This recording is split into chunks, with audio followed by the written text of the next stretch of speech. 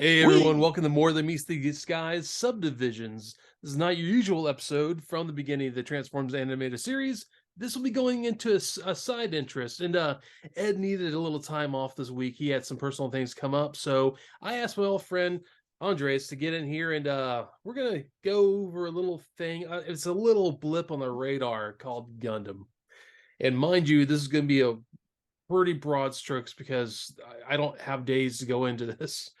So yeah, anyways, so here we are, guys. Trace, good to see you, man. likewise, thank you. And you, I know you're the guy who knows if I have a gun question, I always come to you. And so I kind of want to go. Well, I I didn't. mean, you know, Yeah, exactly. Transformers, and you and I were good on that, but Gundam is something I dabble in. Like I like a lot of the side things. You, on the other hand, mm, like you like some of the side things, but you are into the main universe or the Universal Century timeline. not only that, like building and Yeah. constructing my kits, like this is how I keep my sense of patience. Yeah, I mean, I don't do that like I used to. I do a bit of that here and there, but I haven't had a lot of time. But I kind of want to go into get the broad strokes on the Universal timeline, Universal Century, Of course. and also kind of dabble and go in the side things a little bit. And I also want to see, kind of talk about how it blends over a little, has a little Venn diagram with some of Transformers things, which we all know about. Mm. So, let's start this at the beginning. Who's Amuro? Why should we care? Amuro Ray Yeah, is the most advanced new type of his time, I suppose. yeah. Like, it's not just about the robots. Like, we need to get into new types Yeah, and this explain what it, because, yeah, you take Gundam is an anime about robots, and that's well and good, and we love our robots. But when you dig into the meta story, it's all about human evolution and triumph of the spirit and warring ideologies. Like there's no strict antagonist or protagonist, yeah. and there's good and bad people on both sides of the conflict. Yeah, really, if you get into it, I mean, Amuro, he starts off, he's just the son of the designer of the RX-78. Yep, he's the He's son of he just Temray, he just and happens upon it by accident, really. yep. Well, what happens is the Principality of Zeon gets word that Project Victory, I believe, or Right. Operation Victory, is going on in Amuro's colony, a colony that's supposed to be neutral, but this is where they're constructing the most advanced mobile suit of their time. Yeah. Whereas Zeon had created the mobile suit and was able to field a great number of them, the Federation was able to make one later. This picks up about the seventh month of the 1 year war, is where the series starts. Like straight out, you have this drops you more than halfway into the conflict. Mhm. And the Federation creates the greatest mobile suit of its time because this thing is actually receptive to new types. And we say like new types. When you say Mm-hmm. that word, 'cause it's used a lot in all different types of the main storyline. Also, you get into I know Gundam Double O has they call it something else, but essentially it's a new type.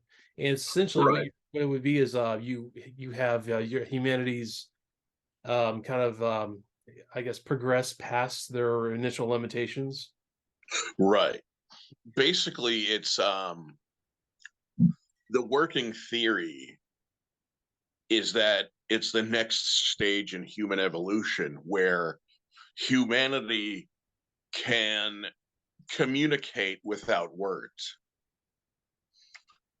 Yeah, Two new types can share ideas without even opening their mouths, like, and it's meant to become a true understanding. One of the neat things about this is it's a show in space. There's no aliens. It's almost Yep. like a civil war in space because you have the Duchy of Zeon, which was originally another name. I'm trying to think of the name of them right now. But Principality. oh, well, the Principality, yeah, they had another name like Munz or Oh, Munzo. Munzo. Thank you. So, Yeah, but they started in Munzo on side 3. I yeah, suppose we have to get into. I suppose we have to explain what sides are now. yeah, I mean, when you're talking sides, you're essentially meaning colonies, right? Yep. So I can nutshell this pretty quickly. Okay, Uh, please do.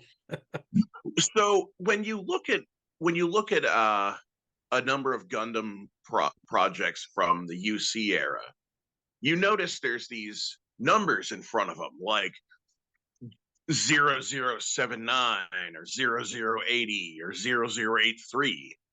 That's the year of their calendar. Yeah. The way the universal century started when mankind colonized its space, and they reset the calendar from Anno Domini to universal century. And Gundam, the original Gundam series, takes place during 0079 of the universal century. Mhm. 79 years after mankind has settled space.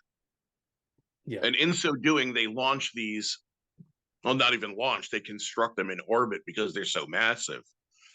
But you have space colonies, these cylindrical habitats for humanity that are placed around different Lagrange points in orbit. And they're set to they're spinning in space so that this simulates gravity with the centrifugal force. And yeah, it's these colonies. They're referred to as sides. So by the time 0079 rolls around, you have portions of humanity who've never set foot on Earth. You have a couple generations now of people who've never touched the soil of the home planet and thus have no attachment to it. And it leads to different ideologies that, well, now that new types are cropping up, do we even need Earth anymore? And mind you, Earth has a unified government these days. However, there's those who live in space who feel that the Earth is holding them back, that the Earth government is oppressive and not respecting their rights. So that's where you get the rise of the Principality of Zeon. And they declare war on the Earth government, creating mankind's a civil war of the entirety of the human race. Mhm. And Really, because the necessity to do to fight in this way is where you have, I guess, not really guns, but you have mobile suits. I mean, Xeon, they developed the first ones, right? yep. Zaku's, and you have, but Oh, then the Zaku's actually about the fourth model. okay, the fourth Uh, model. the fifth model, excuse me, the Zaku 1. I only know the Zaku 1, 2, and so on. The So Zaku 2 is the one we see mhm, in the original Gundam. yeah, You actually, know, the snout and the cables. yeah, I like the design of the Zaku 1. It almost has this like sort of anteater look to its face. It's very like heavy snout, and Oh it's yeah. very simplistic. But you also on the Federation side, you have the gun cannons, gun tanks. Yep. I think what else do they have on that side? They're not they're less advanced than the Zaku's or the Xeon's suits. Well, it ends up coming down to it comes down to a war over quantity versus quality. Yeah, Because by the time they get the Gundam created, that is the mobile suit. yeah, But until that came along, the Federation was going to lose the war. Yeah. Before that, they had, well, it depends which continuity you read, but going from Origin, they had the gun cannon first, the RX-77. Okay. And in their first conflict on the moon, between you had a squad of 20 gun cannons going up against 4 Zaku 1s and a VAF, which is the prior model of the Zaku 1. I'm sorry, the Bugu. The Bugu is MSO4.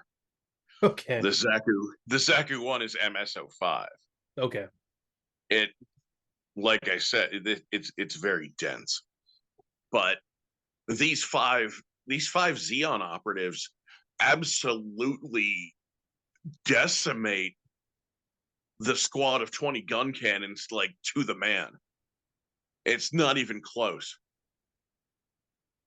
Okay. So yeah, I mean that's why I don't know a lot of that backstory. I'm assuming there's Right. probably like some novelizations, some maybe yeah, I guess flashbacks to those eras. Yeah, I mean like we see, yeah, like you said, we're like what 70 years into the war during we get into the first episode of Gundam 0079, right? Yep. Yeah, that's rough. That's roughly around August or September of 0079. And that's kind of neat about this. They have a really good way of showing like the time skips in this, and it's kind of nice because they do skip a lot of time during the main story. Like you're following Amuro Right. through the whole, I guess through Double Zeta, right? Uh, Or through Zeta. Amuro and Char's conflict goes all the way out to 0093, where That's you right. have Char's counterattack. That's right. And But mind you, at the end of the 1 year war in 0079, they have something of a mutual respect and an accord, and they're no longer rivals. okay. Then later in when did Zeta take place? 0086? I think so because Yeah. Stardust Memories 83. Right. I think so. Yeah. And in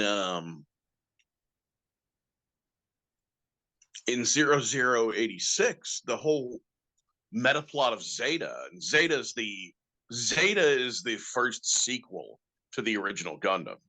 Yeah. And it takes place 7 years later, and at this point the Earth Federation has become corrupt. Imagine that. Yeah. Yeah, And so Char's Rebellion is 93. yep. Yeah. Okay. Sorry. And oh, no worries. The Federation has become corrupt, and their ruling council, their elite soldiers, is this group called the Titans. And the Titans are, whereas every other conflict, there's no clear good or bad on any side. The Titans are absolute pieces of garbage. They Yeah. are absolutely corrupt. There's no, of all the factions in the Universal Century, the Titans are the most clearly fascist. And in turn,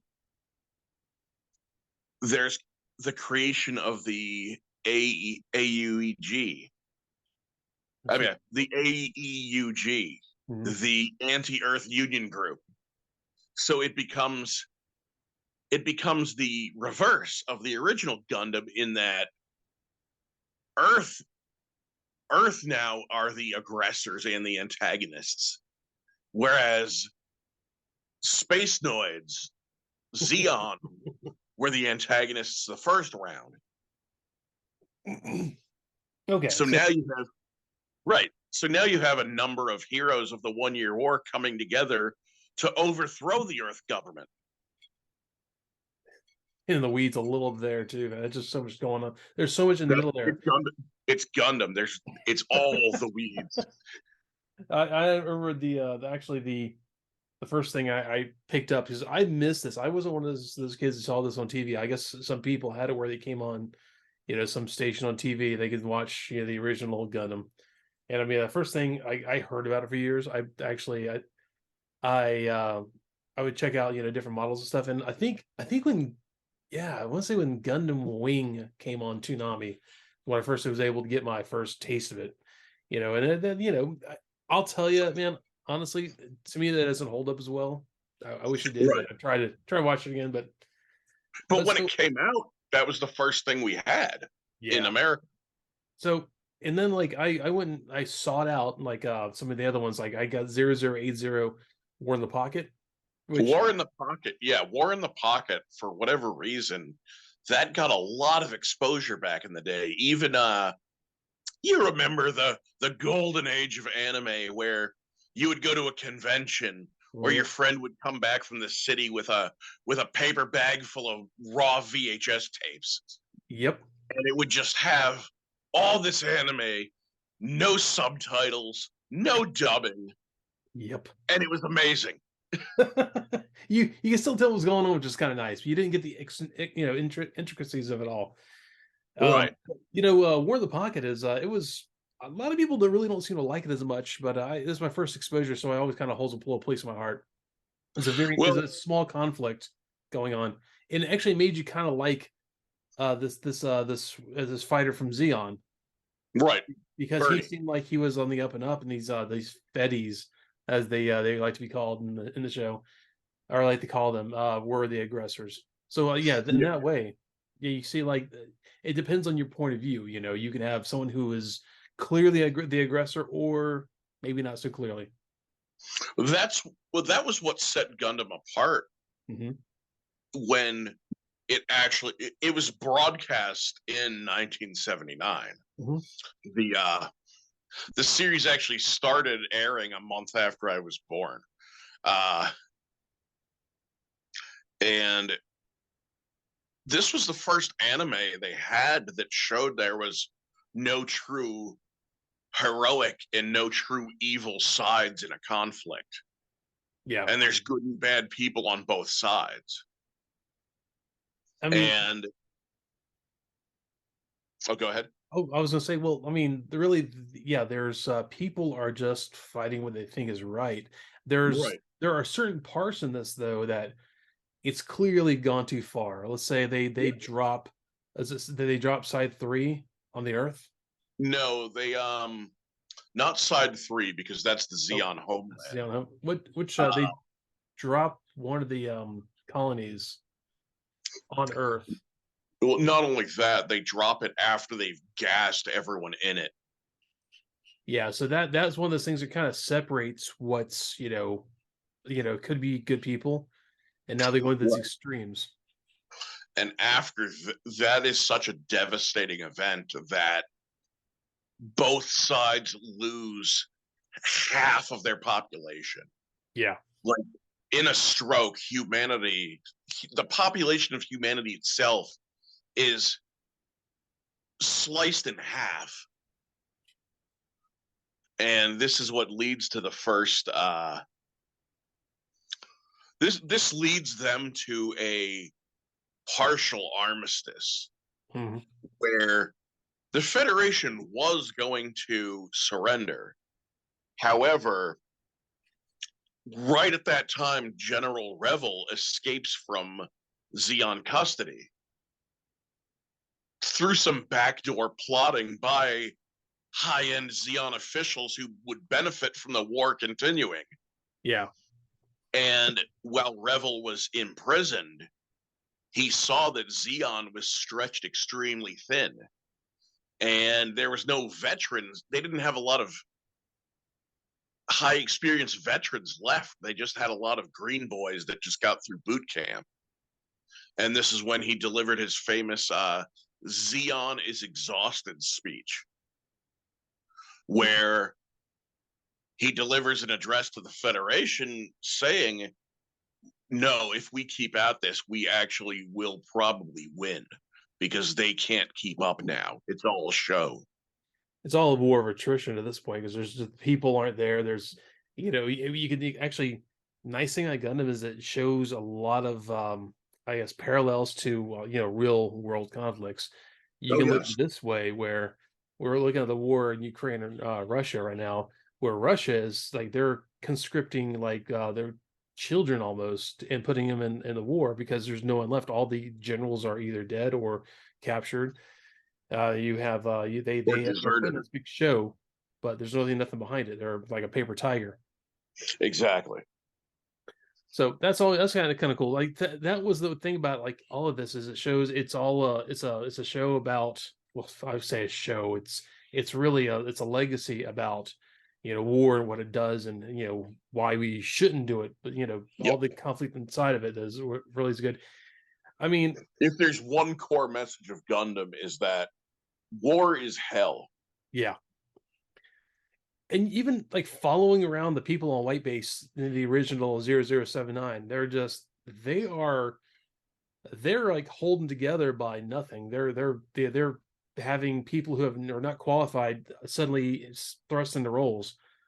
You know, Well, yeah, like in like the third or fourth episode, you have Amuro suffering combat fatigue.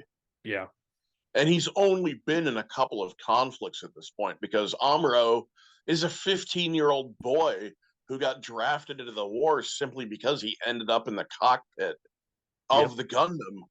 Well, I believe it's side 7 where Amuro's from. okay, And that was where they were handling Project Victory, in that this is this was a remote neutral colony.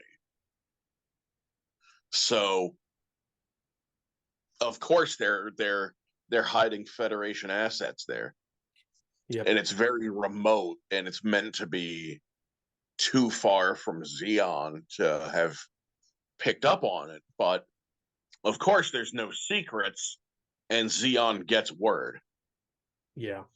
and that's when Shar Aznable and his crew roll in to destroy the project. And Shar Aznable is most people's favorite character. Oh yeah, like it's Char's one of the first anti-heroes that we got in anime. I think the only one that predates him is Captain Harlock. Yeah, that's pretty fair. That's not doesn't predate him by much either. No, And it's really, he's kind of the archetype for even all the other Gundam shows that came after. Every major Gundam show has a guy wearing a mask who's mysterious. You don't really know what's yep, going on with him, but the Char clone. yeah, I mean, it's essentially the big Gundam shows take this and I mean, Gundam Wing had it. I never watched um G Gundam, so I don't really know much about that one, but I didn't really get into it. But I mean, like Zero Double O has it. Even Iron Blooded Orphans has it. I didn't. There's another one, the Witch from Mercury. I haven't checked out yet at all, but I'm sure that probably Mm. has someone with a mask in it. But it was one of those concepts where every one of those is well, it kind of they end up being sort of either not an if not an anti-hero, they end up becoming like a big rival of the main character, which Right. Shar was. He was Amuro's main And rival, and that's why the respect was there. yep. Whereas Shar had his own agenda Yeah. before he ended up getting into this rivalry with Amuro.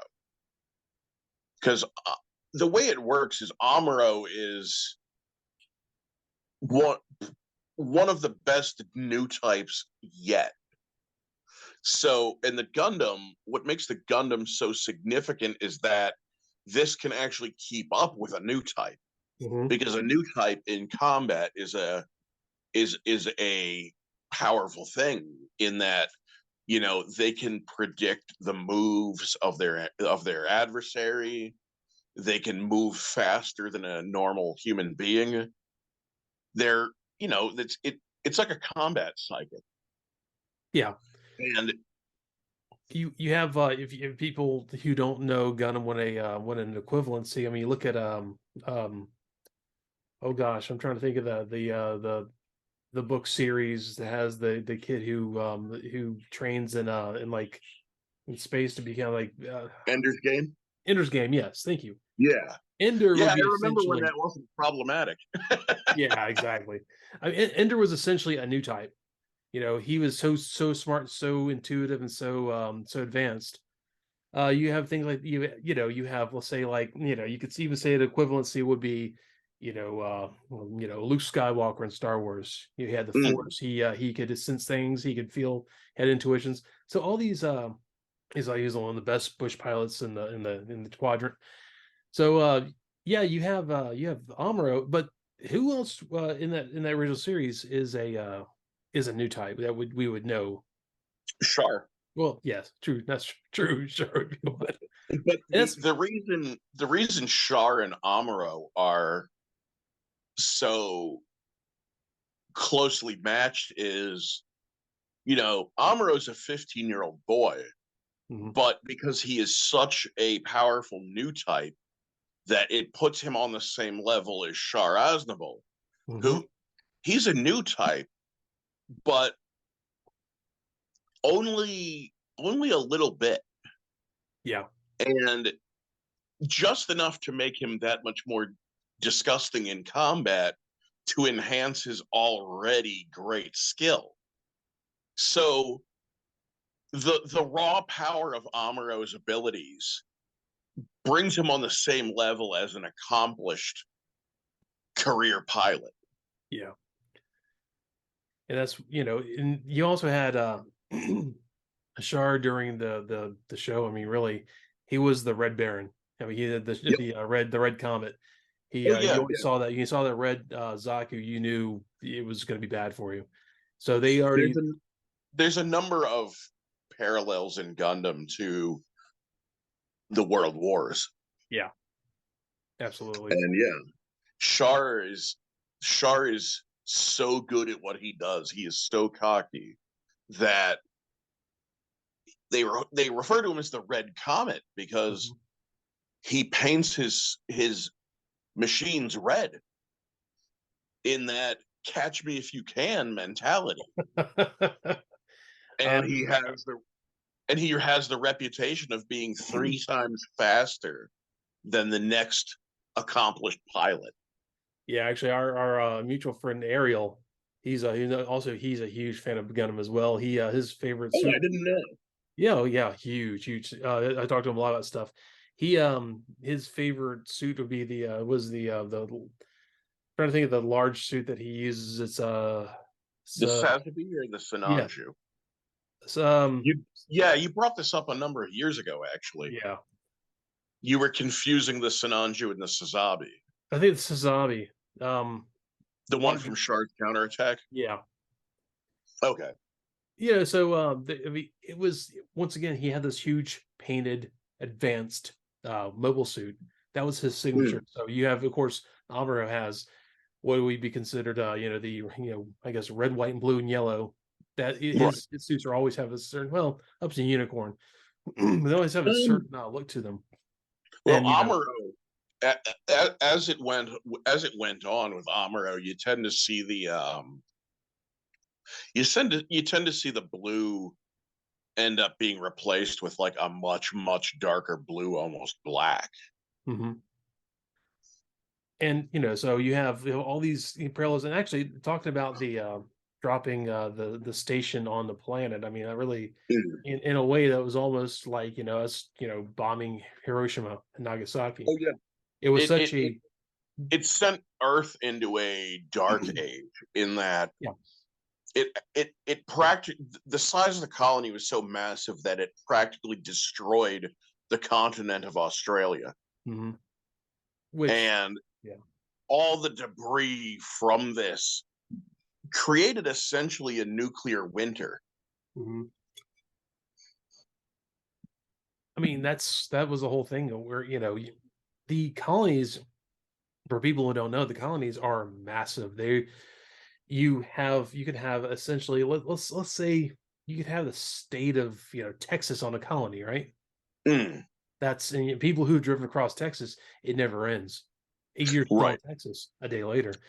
And that's Right. that's the size of these colonies. That's why people grow up have entire lives on a colony. You're going to be Yeah. on a side. You will never leave it. Everything's there. Yeah. You When the war kicks off, know? there's just as much humanity in space as there is on Earth. Yeah. Like that's what the population has become. Yeah. I mean, it's people. If you want to see, I guess how we look at what we think. I used to think when I was younger, like we're all going to live in space stations when it's the year 2000. Obviously, it didn't happen. Right. I used to see these books. My brother used to have them when I was younger. They were made in like the 70s, really cool, sci-fi designs. But everyone kind of said we're going to have flying cars, we're going to live in space stations. Well, obviously not happening. But Yeah. that was kind of where the idea with this is, where we assumed at some point we were going to colonize space. So we're going off that assumption. We're moving out there. And the cool thing about this is, like I said earlier, this isn't aliens. This is just people. People Right. being people in a new, same conflicts, new area. Although they sure draw their distinctions. Oh yeah, the space noise and the fetties and Yep. yeah, it Yeah, those really, from space refer to themselves now as space noid. yeah.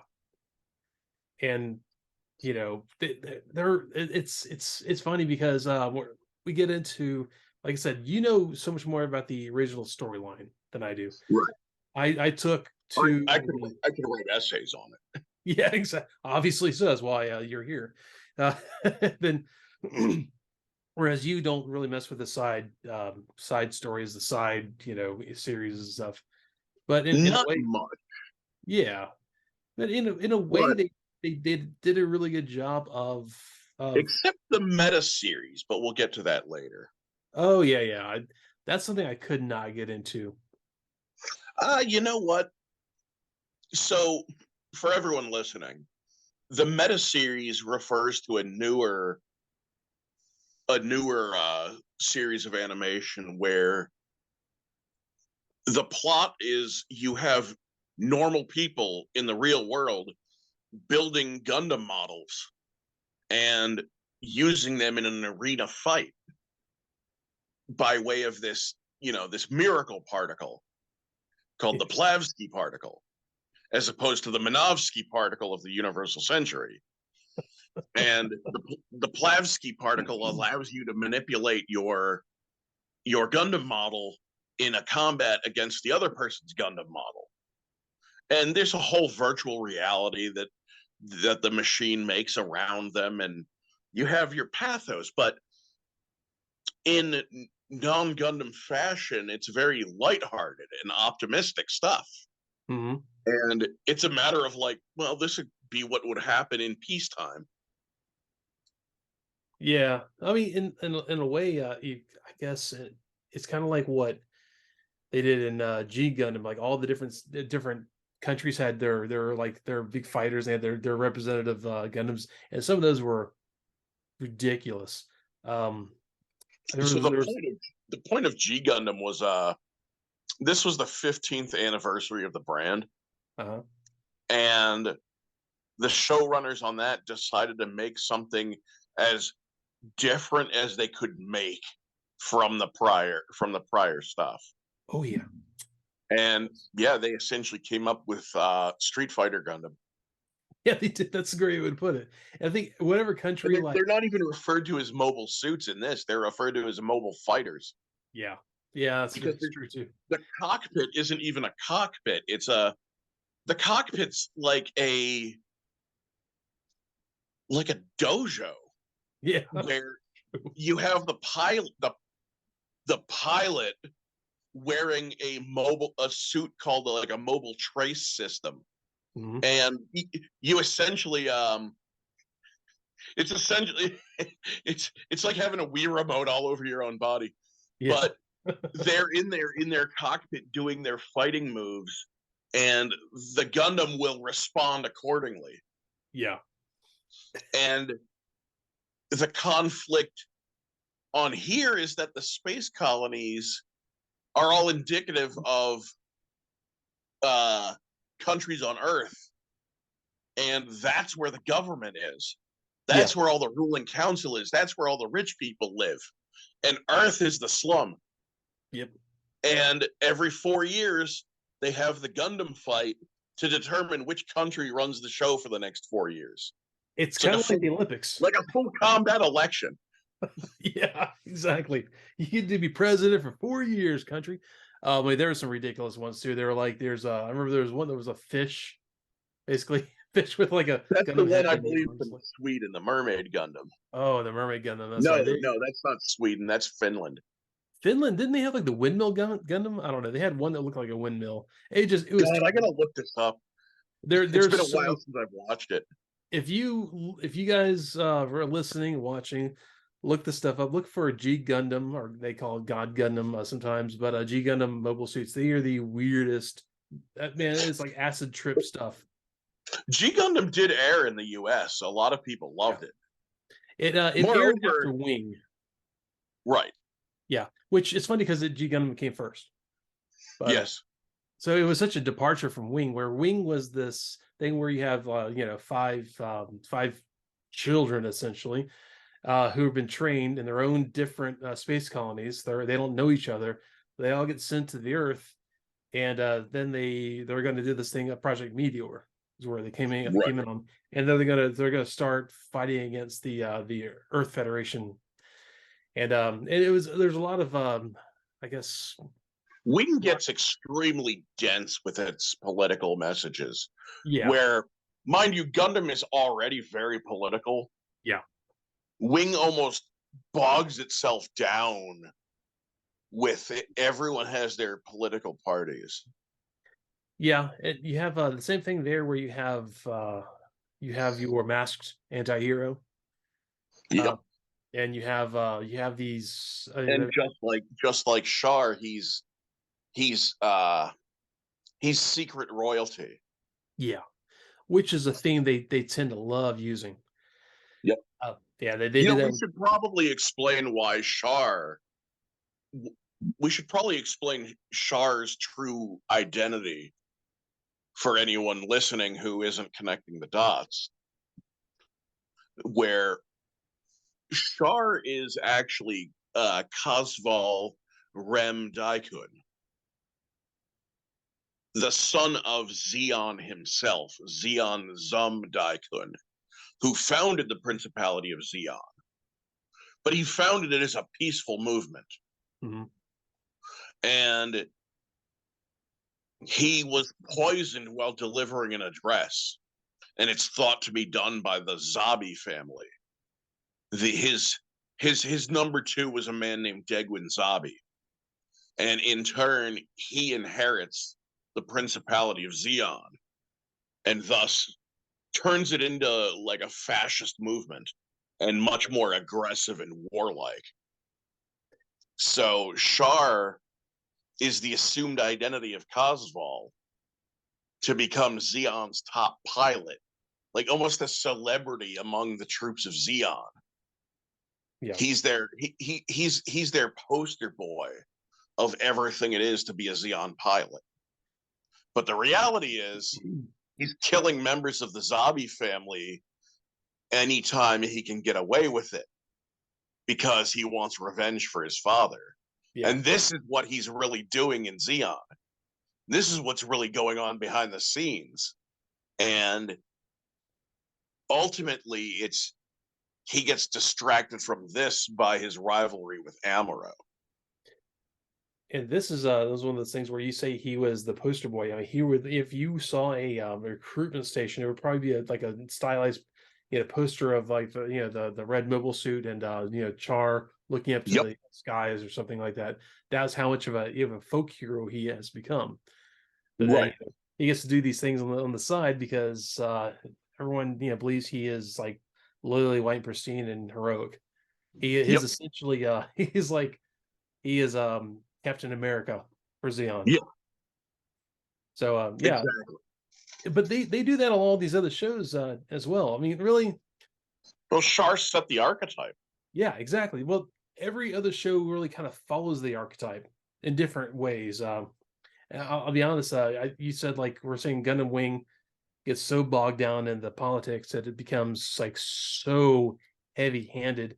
There are complete episodes where it's just people. It's almost like a soap opera. A lot of episodes. Yeah. It kind of gets bogged down in that. Where I'm a big fan of Double O, which is Something another. that something about Gundam Wing that my friend Cedric actually brought up to me recently. When you really get into Gundam Wing, you realize everyone's named after numbers.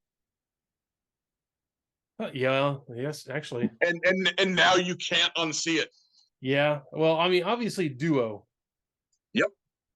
but Duo, Quattro. yeah, Quattro. God, Trace. Yep. Well, there you go. The Okay, well San, the that's pretty Sanch simple. Kingdom. Yeah, that's pretty simplistic now. There you go. Yeah, Jesus. Well, like the But you know what?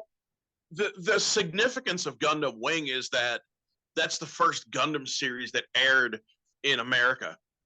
yeah, So when the Gundam Renaissance started in the late '90s, it's because Gundam Wing was airing on Toonami, yeah, yeah. and we all remember our halcyon days of Toonami. Yes, that was good times when Toonami was the thing everyone watched. Um, Yep. Let me think. So yeah, I was about to say though. Let me bring this up here. I have to refer to this. I liked Gundam Double O, whereas I feel like Mm. Gundam Wing was very much in the politics of it. Gundam Double O was very almost you could do a very easy equivalency to modern politics. Where Yeah, I think Double, like Double O. You have much more familiarity with yeah, Double O than I do.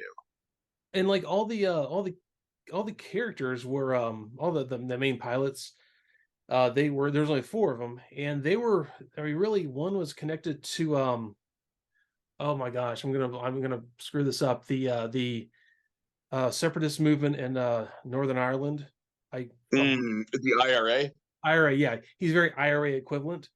Mm. You have another the main character in that who's Setsuna. They all have code names. They're not their real names. He was a child soldier in the Middle East.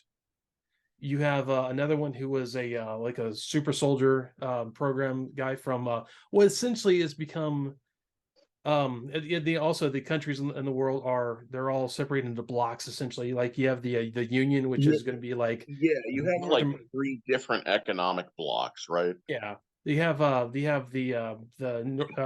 basically the United States has become the oh I'm trying to think of the basically North American Union. You have that whole block has become like I think South America, Central America, Canada, United States have become their own block.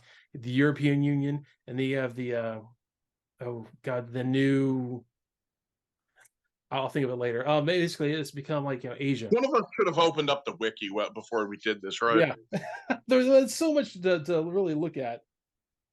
But you have essentially like all these different blocks, financial blocks. So like they've all come together and become more powerful, and they've kind of left the Middle East alone because the Middle East did not want to get involved in what they call the solar panel or solar array. They created a solar network around the planet, and they have elevators that go up to the Yeah, I remember this, and I remember because I've watched the intro. I've watched the intros of every Gundam, yeah. and I remember there's special significance about the space elevator and Yeah. defending that thing. Well, it's at the solar wars. Basically, they created solar power for the planet because everyone starts benefiting from the fact that we're more energy independent now, except for the Middle East who didn't want to get involved in it because I guess they assumed as the Middle East was too far, removed. They were too they weren't advanced enough, and so they kind of got left behind. So you have these wars. They're very fixed on religion. They're like as a theme for the main character is he was basically like a fighter for God, for Allah, if you will. And he So he's was a zealot. yeah, I mean he was as a kid he was a zealot. He killed his parents because he was told to by this Mm. leader, and they were basically he's a 8-year-old with an AK-47, and he Ooh. saw this Gundam came down, Gundam O actually, their origin point of these Gundams. And Gundams are not a thing because no one knows what they are. They have mobile suits, but they're clunky and they have very stylized ways depending on who makes them. So you have this thing, this Gundam come down in the middle of this conflict, and he looks up at it and he sees this big light. That was one of the things that they were in a way trying to make a show where, at the end of the day, you were trying this rich billionaire who funded the whole thing. He wanted to create the next step in humanity. He wanted to create new types so we could be ready for the conversations that were to come. If we met a new species in space, we would create. He wanted to create new types. He wanted to make it so we could all communicate to each other. That was in the second season. You get a thing with it's called the Gundam Riser. Setsuno, who's essentially the new type. He's excelled past the synthetic new types, and he has the ability to use his suit plus the other attachment to it to make everyone hear each other on the battlefield, like kids to soldiers to everyone freaks out because they can hear. It's like complete, I guess completely, Like a psychic broadcast. yeah, essentially psychic broadcast, and there's no barriers up. You're Mm. forced to talk. And in a way, the billionaire who is the one who's funded the Gundams, he wanted to end war. That was their whole thing. It was their name was celestial being, God or angels or whatever. That was the name of the Gundam's whole thing, and their whole purpose was to end war. It seems kind of stupid because you're making weapons of war, but they were there to advance humanity past the point of wanting to kill each other. And in a way, they the pilots, through dying or through a lot of problems, they unite the world against them. So you have a united Earth, and they are the anti-heroes who make it all happen. So Mm. it was kind of taking the idea of new types and furthering it, but it gets into like more, I guess, current world politics, taking a step into past all that stuff. And Yeah. like you did with the ears, I'm leaving a lot of details on the floor. There's a masked hero. I hated this one though, Mr. Bushido. He was the guy who got scarred up in a fight. Who wanted to become a new type, and he beat his body up to become a better fighter to match against the main protagonist. And yeah, he became a really great fighter, and he was really really scary. But in a way, it just he couldn't become that level. But I like it because it's taking these real world factions. I mean, you have the Asian alliance, China with they try to make super soldiers. You have the American alliance Union. You have the European Union. They're all trying their best to become like get that step up, and they're all forced to learn how to work together. And it's a weird like victory, yay us, we got together to kill these people who are against us, but they didn't have a choice. So in that I kind of like that. Mm. Yeah, it's a fantastic 2 seasons. The movie you can forget about that. The movie that they put out is very forgettable. Is that the one that actually has extraterrestrials? Yes. Yeah, they're supposed to. Okay. That was the whole like, we're going to get ready for the conversations that are to come. That was the whole thing with that. Okay. So in a way, you can. That's the movie you could have done without it. You don't need. It's like you don't need to see the MacGuffin of the whole series to make it a good series. But even like you have a show like Iron Blooded Orphans, which I've Mm. rewatched again recently. That's a really different show, also in the fact that it's brutal. They are Oh they yeah. yeah, I don't know how much of that you watched. I've watched chunks of it. You Yeah. have essentially like a a mercenary unit. You have a mercenary unit that's a lot of its soldiers are teenagers. Yeah. Well, They eventually decide to throw off the shackles commanding uh of their commanding officers, and they take the unit for themselves. yeah, they're And slave labor on Mars, is what they are. right. And they take their company and govern themselves, and they end up they end up forming what's called Tekadon, Yep. which means Iron Rose. Yeah. And it's really brutal. I mean, the idea of like new types in this, there's really not a new type. There's they are, as children, they are like installed on them as this pretty barbaric system of like nanobots in their spines. And it's Mm, called the Alea Vignana. That's that's right. the name of the I was system. going to let you pronounce it. I watched it kind of recently, so I knew that one. But it's brutal. Like a lot of kids died or they became paralyzed through this, You're and right. like a certain number of them it took to, and some of them had several surgeries to make it better. Like the main Right. character of this, he becomes The main character has three of them. yeah, he went through the process 3 times, and that's unheard of. Whereas a number of people won't survive the first one.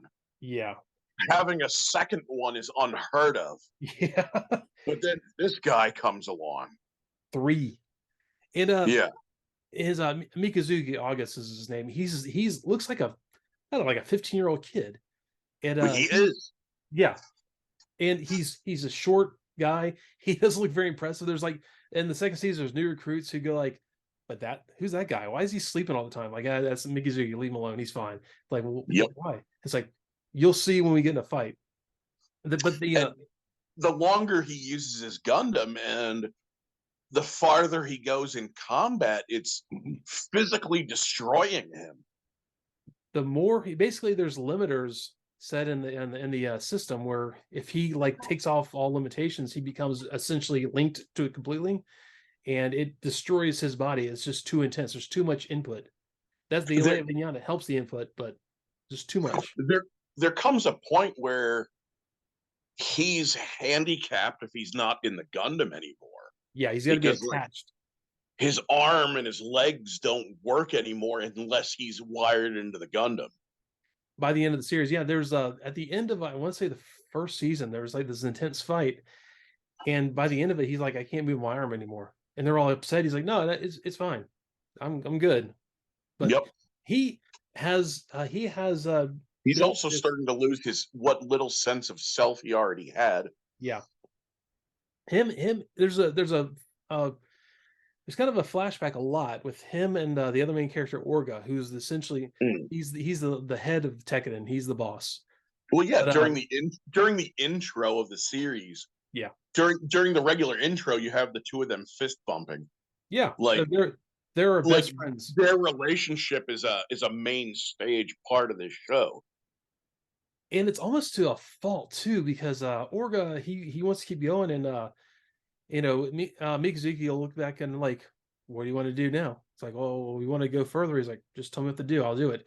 To the point where he will cripple himself just to help see that finished where they end up at the end. Or they keep saying that where we belong, because they don't have a Mm. place where they belong. They call themselves during the show space debris, or human debris. I'm sorry. Mm. Um, they're nothing. They're slaves. They don't have identities. They don't matter to anyone. Like everyone on Earth or in colonies, they're living the high life. They don't want for anything. Well, you have human debris, like a slave labor, who are mining Mars, Oh yeah. like who are mining asteroids, and if they die, they just replace them with another one. Yep. That's essentially what they are. They get tired of it. The funny thing Oh is, yeah. Like yeah, it's it's all about the human rights get violated by those more fortunate. yeah, oh, 100%. And the beginning of this, they are using Barbatos, the main Gundam of the series, to power the entire station. They're they're using this thing from okay, also another broad stroke. The All the calamity. was that? The calamity. Yeah, I was gonna say all the Gundams from like they are from like what, like 100 years before, during a thing called the Calamity War. and where humanity almost got wiped out because of the Gundams, who are all named after demons, by the way. And yeah, and the you have these Gundam armors, which are Subtle. yeah, exactly. All the armors, like there's Gundam Baal, Ball. There's Mm. Barbatos. They're all named after a demon of some sort. I actually have I have a few of the Gujin Yeah, in the my Gushin's cool. backlog to build. Yeah, the Gushin is really cool. That's one of the ones they kind of discover out there in space. Like, oh, what's this thing? They're all of them are really neat. They have a very they're different design from classic Gundam, and even Mm. Barbatos, which is almost they become like a Lupine Rex by the end. It's like a very like a wolf, like his claws, and he has a tail, and he Well, he his also doesn't he start stealing parts from enemies they defeat a and little bit more like incorporating weapons. them? No, he more like uses weapons. He'll pick up a weapon and stuff like that, but not really. They how he gets upgrades is they align with a honestly, it's kind of like gangsters in space. You have factions of gangsters, and they work together with one that it's the Turbans. The Turbans are all female crew except for the leader, who becomes like Orga's blood brother, a brother through like a bond of honor, and they work together and they become very tight. They become like a family, and the Turbans will constantly help them repair their stuff because they don't have any money. They're trying to like Mm. they're trying to get the there's always seems to be in the at least the later shows a woman they're trying to protect, like a dignitary, a diplomat, or something like that. And this one, Mm. she's a Kudelia, I know Bernstein, I think is her name. And she's a very Germanic looking blonde. You could use other words. Blonde, beautiful girl. Jawohl. Yeah, exactly. They want Ah, to take nice Fräulein. they trying to take her back to Earth to help with what's going on in like Mars and all the other things. They were trying to build their independence. They get involved in a very deep political struggle that's not even theirs, but they said we're going to take it to Earth. This is our job. And once they get to Earth, it's a brutal fight. And it's a really cool fight because they have a point on Earth. They're there, and it is a long, like it's a siege. They are not they're the two sides are fighting each other. They're constantly repairing, rearming. It's not a quick, episodic battle. It goes on for a long time. Mm. So it's kind of nice. It shows that how long things like that actually take.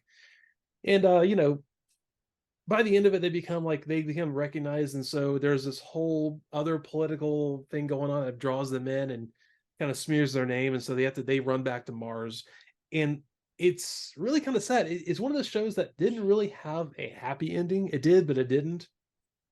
Yeah, they become the Mm. heroes and then become the villains again. Bittersweet. By was that? Bittersweet. Oh yeah, it's a very bittersweet. And I mean, really, you get upset when these characters die or are hurt.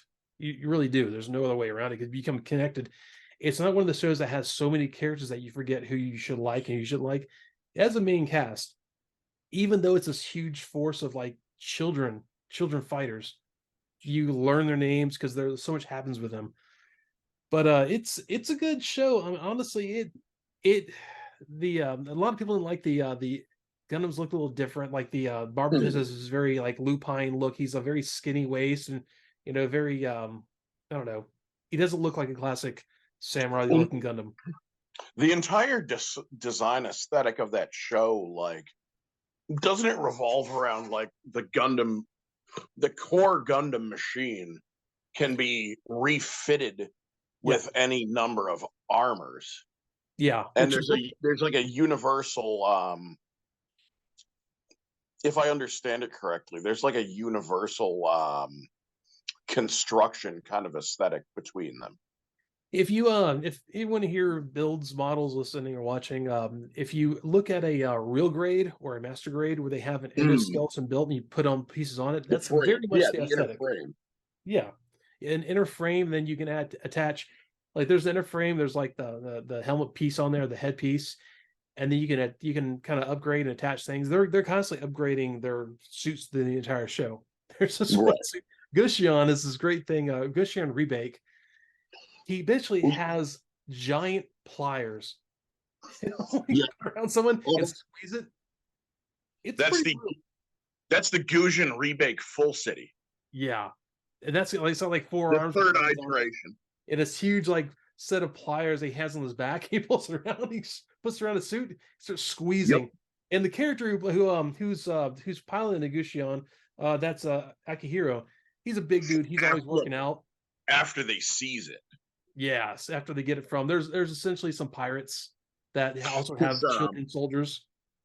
when the Gujins first introduced, it's this bulky turtle thing that like it's so heavily armored that it could not function within the Earth's atmosphere anymore. Yeah, And exactly. it can only support itself in space. Yeah. And when they defeat them, they take that thing and then they strip off all that armor and then put a whole new outer shell on the thing that using well, it's essentially parts of the Barbatos, right? No, I think they parts that they had around the turbines like warehouse. They basically they Oh, okay. redid a strip down and rebuild is what they did. Okay. Yeah, no, I mean they're I'm trying to think there is another one they dig up on Mars. Like so through the effects of season one, the Tekkadan becomes legit, and then they also they get the mining rights on all of Mars. Mm. So because of that, they are digging, and we found something here. They find something with like they find this Gundam, and right below it they find a mobile armor, which mobile armors were brutal. They were things that they hunted anything that had I'm gonna forget the particle. They Ahab wave. Ahab waves are what Mm. are given off whenever you have a Gundam in the series. They would detect Ahab waves and go attack them. They were constantly reproducing. They were AI giant monsters, is what they were. Um, Yeah, the I remember the Hashmal. trying to think. The Um, Hashmal's that giant mobile armor that goes berserk and they okay, have to put it down and it's constantly doing that like mechanical shriek. yeah, they. I think Mikazuki calls it Big Bird. Want Yeah. to kill the Big Bird? All right, well, go for it, man.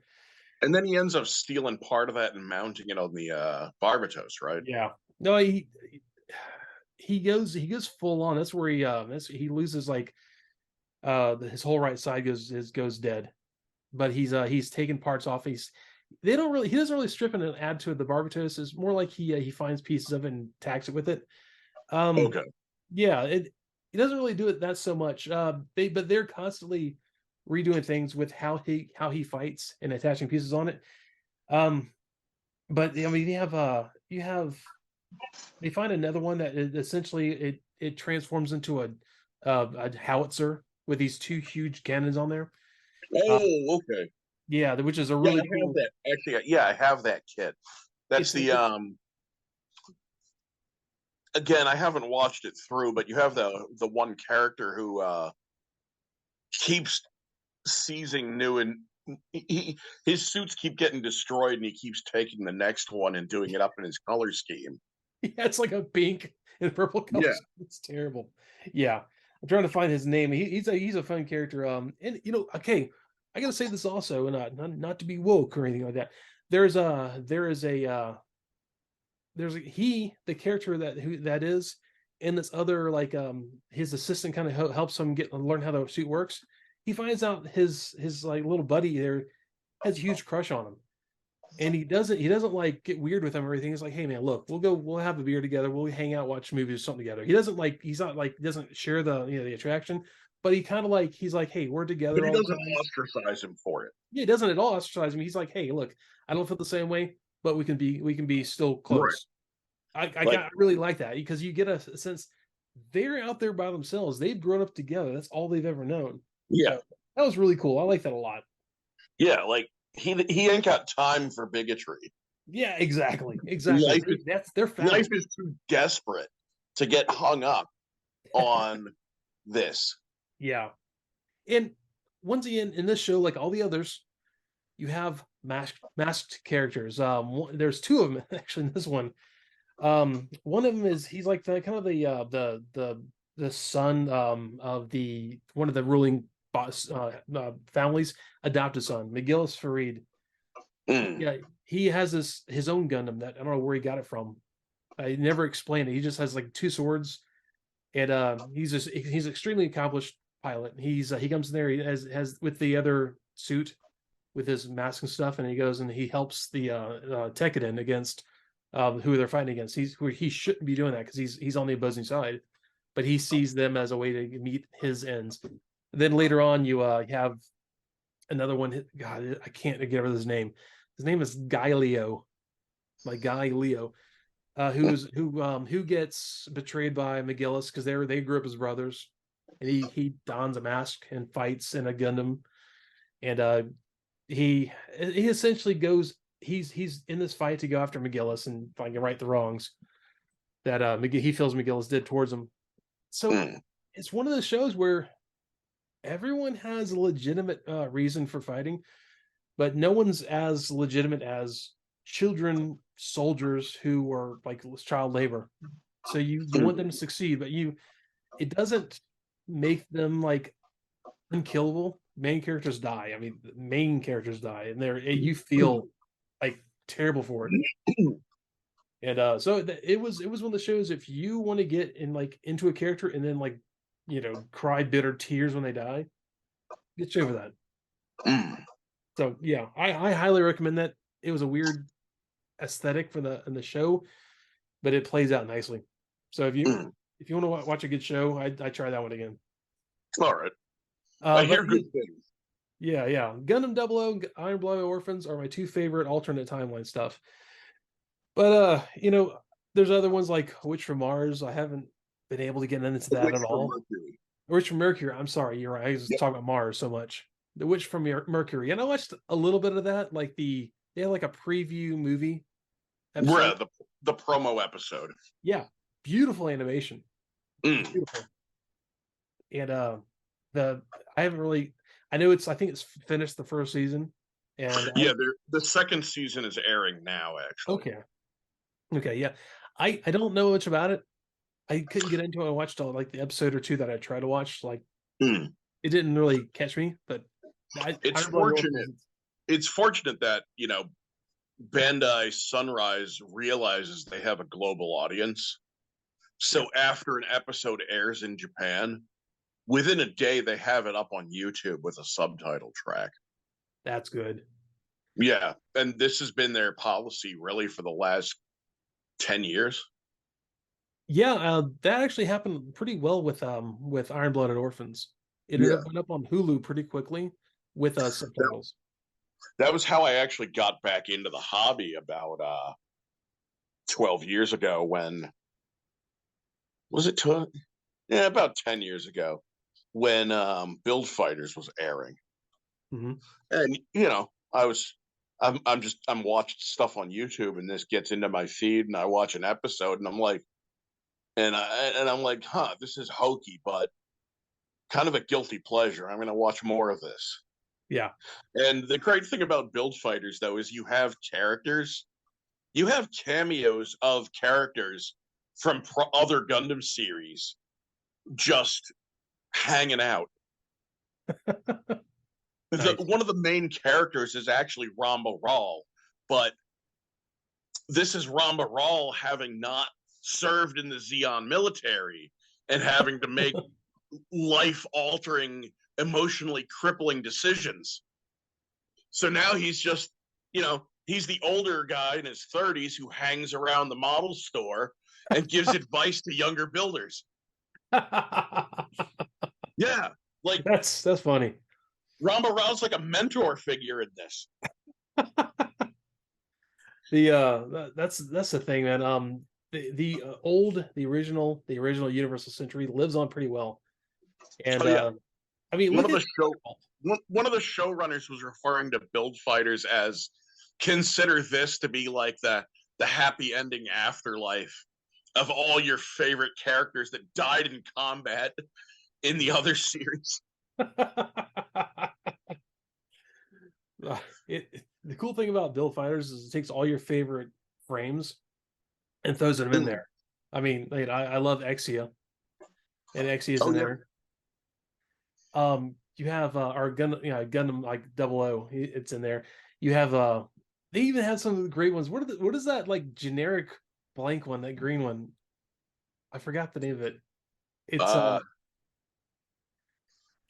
I got it at one point because it just looked so weird. It looked very much like a I don't know, like an old Zeon style, but it's a blank, like roundish head. How do you mean a blank? It was like basically the generic Gundam for people who couldn't afford like a big special one. The GM? Yes. Or the gym, excuse me. Yeah. That was actually a fun one to build. It's kind of nice because they made it so it's like it's a mass production, low end, Gundam right. thing. People customize the heck out of these things too. Oh yeah.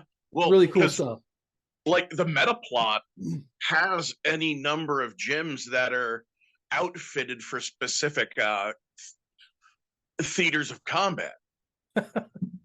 So like the variations on gyms are just exponential. It's like the here's the base model and you put all this stuff on it, paint it different colors. Yep. It's the Federation equivalent of the Zaku. Essentially, yeah. That was kind of cool. I like that. The mainline unit. Yeah. The honestly though, I said this a second ago. We were talking about build fighters, things like Thunderbolt, which I don't like. I love Thunderbolt. Well, I don't like the crazy Gundam. Like, was it the what was the name of that thing? That was all the stuff hanging off of it. Oh, the Atlas. Yeah, all the stuff at the end, the final Gundam mobile suit versus the Zeon's Psycho Zaku. Oh, yeah, that was before the Atlas. The Atlas doesn't show up till they're on Earth. Yeah, you're talking about the full armor the full armor Gundam the Thunderbolt version. Yeah. That was a little too much, but the show itself, showing the war is hell once again. Yeah. I mean, this Zeon contingent lives out there. The Living Dead Division. Yeah, the Living Dead Division. They are missing limbs. The entire unit. Like, these are people who were crippled in combat. Yep. And the fact that they have missing limbs, well, Zeon's trying out this prototype Psycommu system, and they're attaching it to the nerve endings of these broken soldiers. Yep. It's like barbaric stuff, and it goes into like elective amputations and shit. Which, yeah, the main character on the side of Zeon does by the end. Daryl. Yeah, he it was pretty it gets brutal. Intense. Yeah. So you know what's funny about the animation for that? Mm-hmm. The animation that they've made for Thunderbolt so far, that's maybe a quarter of the manga so far. The manga's still going. Oh wow. Yeah, like there's 20 volumes already in North America. That's kind of cool. I didn't realize that. I honestly, when it debuted, I kind of heard, and I obviously heard wrong, that it was just sort of like someone's I don't know, kind of almost like they're kind of fan fiction that became canon, but apparently it's a legitimate property. Yes. So I didn't realize I'd know that either. It may or may not take place in the main UC timeline. There's been a division among fans that feel that Thunderbolt and Origin don't take place in the same timeline as the other works, which Sure, but it's, the differences are only subtle. Like, the main difference between Origin and Original is that the loadout on the white base, instead of a gun cannon and a gun tank for support, you've got 2 gun cannons. It's really minor stuff. Like, the parallel here is like, you go back to Transformers and you have the aligned continuity, and you have all this disparate stuff that is supposed to be on the same timeline that just does not fit together. Yeah. Whereas this with Gundam, it's the opposite of this. Like, you have these works that are side stories, or the prelude of Origin, that, yeah, they don't strictly fit, but it's not a hard leap. Yeah. Like, you could still see mostly where one flows into the other, barring a handful of exceptions. Yeah, with Thunderbolt, actually, it's supposed to take place at a certain point in the war. Yep. It's just almost like a side story. This happened in this one sector, sector of space. Doesn't affect everything else. Was the nice thing about having these big gaps and these jumps in time, is you have the chance to go back and tell these stories in the middle. You have a lot of breathing. And the series is called Thunderbolt because it deals with the sector that they're in. The Thunderbolt sector is a shoal zone made from a destroyed colony. Yeah. Like, so they're essentially fighting in a graveyard in space, and there's all this ambient electricity from the colony that's constantly arcing around as the debris drifts around, but it'll never be able to ground itself. Yeah, there's nothing to ground. So it's this, right? So it's this extra hazard of the combat. That's why all the units you see from that series tend to have that, like, wrapping over their joints. Yes. It looks like rubber or cloth over the joints because, well, that's vulnerable to all this discharge. And, you see points in the anime where, like, it's a real desperate damn thing where the Psycho Zaku is completely out of power and he's about to get killed. And that 1 in a million chance one of those thunderbolts hits that chunk of the colony that they're on and repowers the damn thing, and he's able to snatch victory from the jaws of defeat. Yeah. I'll be honest, usually you have Federation or Zeon pilots that you kind of like, and you're gonna root for them in different ways. The Federation hero for the full armor. Oh, Io. He's a scumbag. He's a complete narcissist and a piece of shit.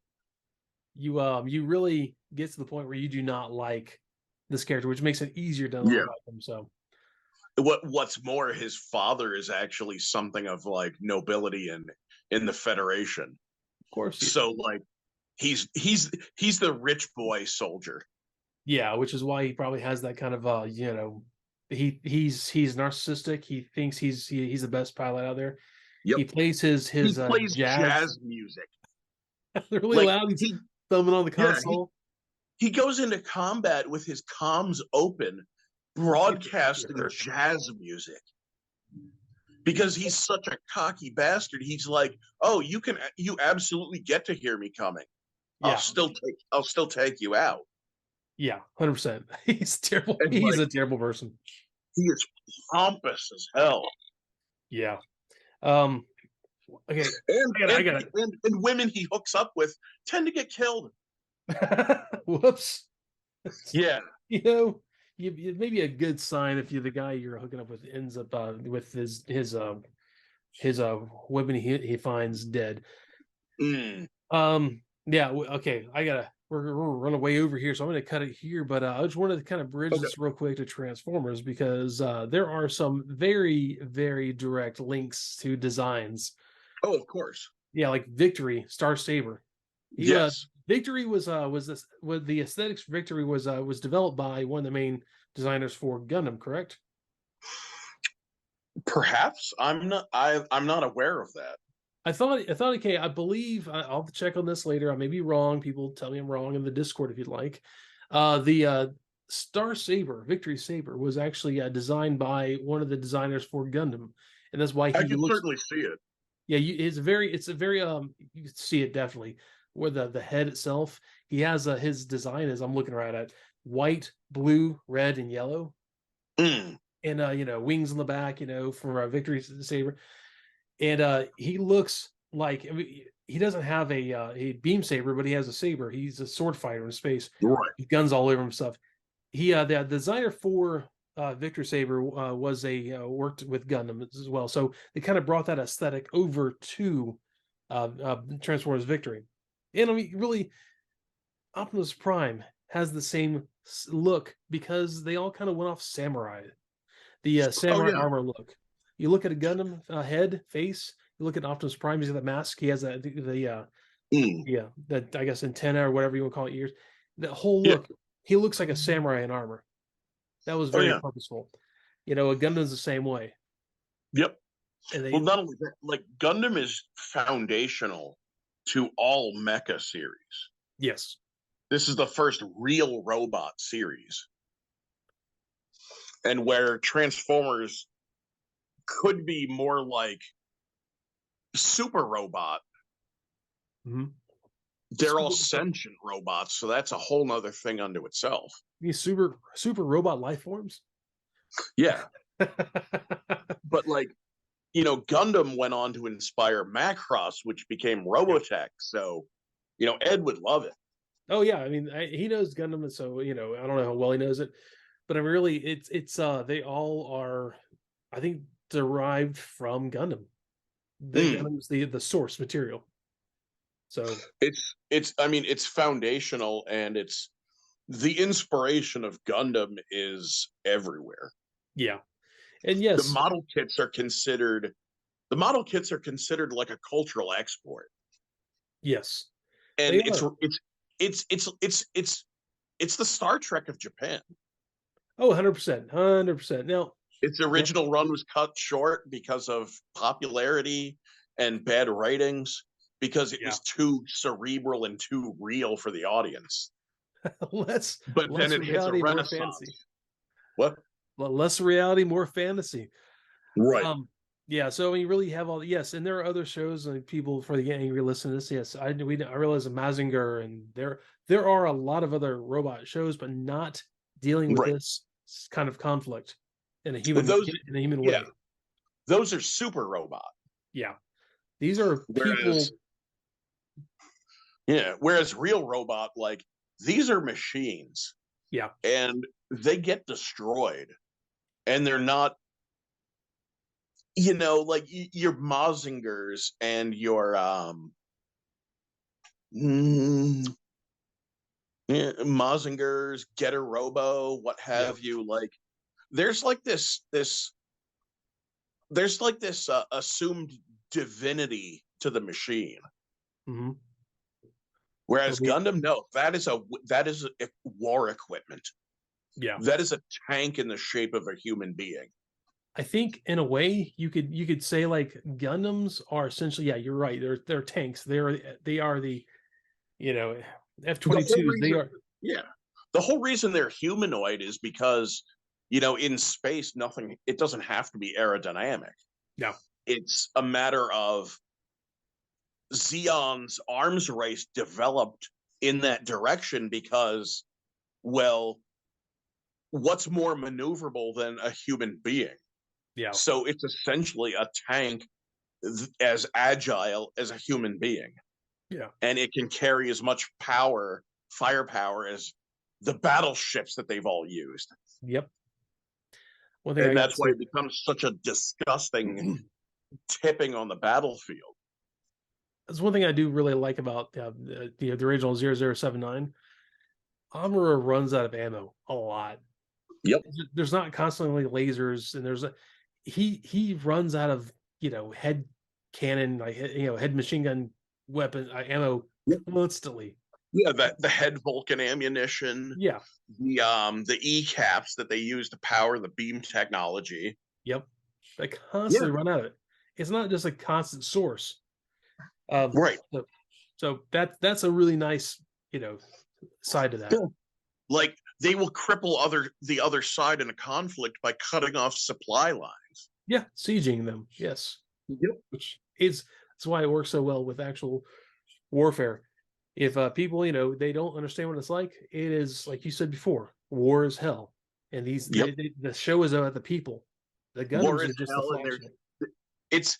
it's like when we went into World War One and the Maxim gun changed the game, and Yeah, it was a very sobering experience because up to that point, every young boy wanted to grow up and be a war hero. yeah. Actually, Now they get thrown into the jaws of mechanized death. yeah, exactly. Well, it's kind of nice thing about look at that. Speaking of World War One, you had some places that were still fighting with armor and horses, Yep. and we're coming out there with very early tanks and armored vehicles, and of course these people didn't know what to do. So you get into Gundam, you're the same thing. You're fighting with people are fighting with cars with machine guns. And there's a Zaku over here, where there's they run across. And there's the Gundam, and they all flee because what are you gonna do against the giant tank person? Right. Yeah, so that's very cool. And honestly, it's the show. If anyone wants to get an idea, I would say it's about people, and it's not the machines are just tertiary. It's Right. about people. So I'm gonna kind of cut up here. Is there anything else you want to finish off with here? Anything like special like Gundam you want to throw in there at the end here?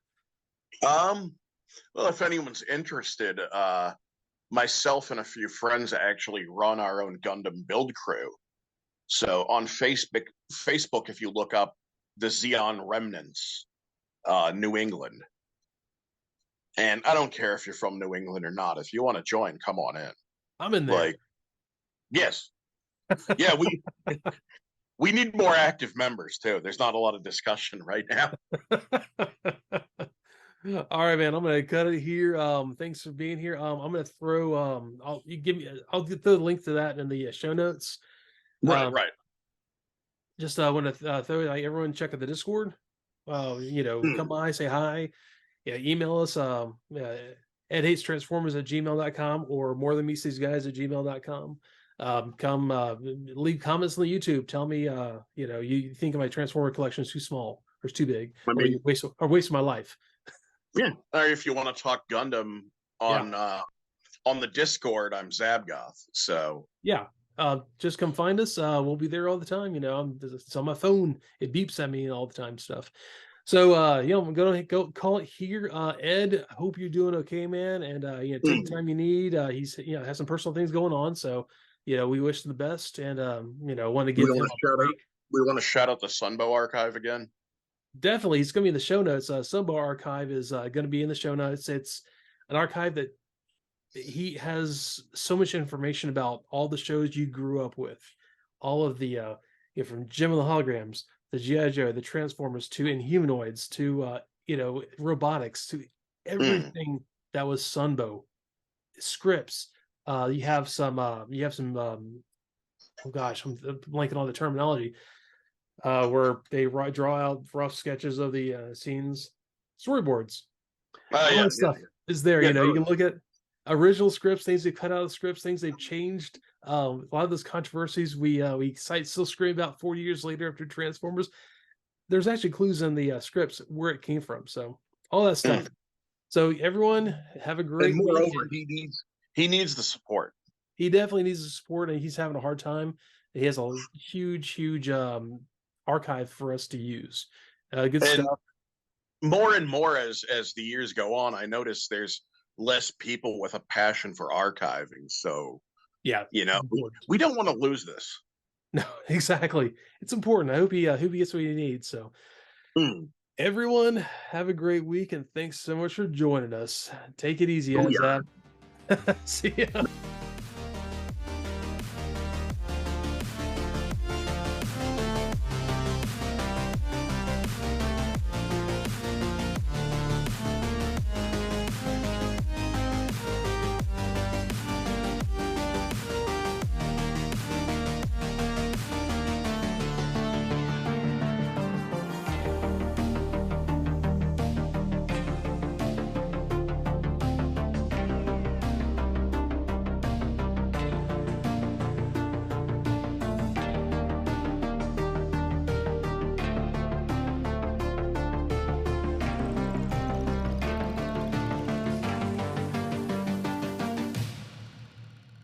the Meets These Guys podcast is performed by Evan Johns and Ed Strickland.